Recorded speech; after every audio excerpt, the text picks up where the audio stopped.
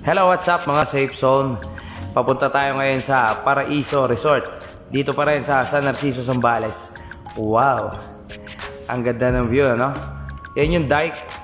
Dike ng buhangin galing Mount Pinatubo. Ayan, papunta tayo ngayon sa Paraiso. Siyempre, dala natin tricycle. Eto, nandito na tayo sa Paraiso Resort. Medyo mahaba-habang lakarin, guys. Tapos pagdating namin, walang katao-tao. Pinasarado pala ni Gob lahat ng resort dito sa tabi ng dike. Walang katao-tao, pumasok kami. Pero hindi kami naligo, umalis na rin kami dyan kasi delegates. Dito na lang kami sa lubluban ng kalabaw sa labas. Alright. Ayan o, diba? Ang saya. Saya-saya o. Alright. Hello, what's up mga guys? Sarado ang Paraiso at iba pang mga liguan doon sa may gilid ng dike dito sa San Narciso.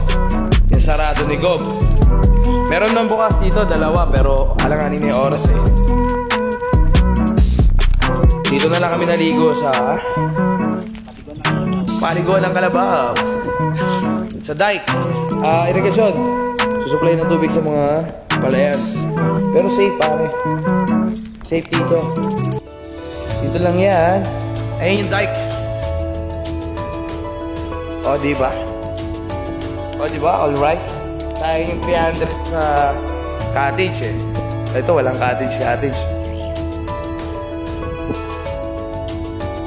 May libre pang gabi. Pakala ng gabi yan. Pak, sige na ka, naglilibag ka na.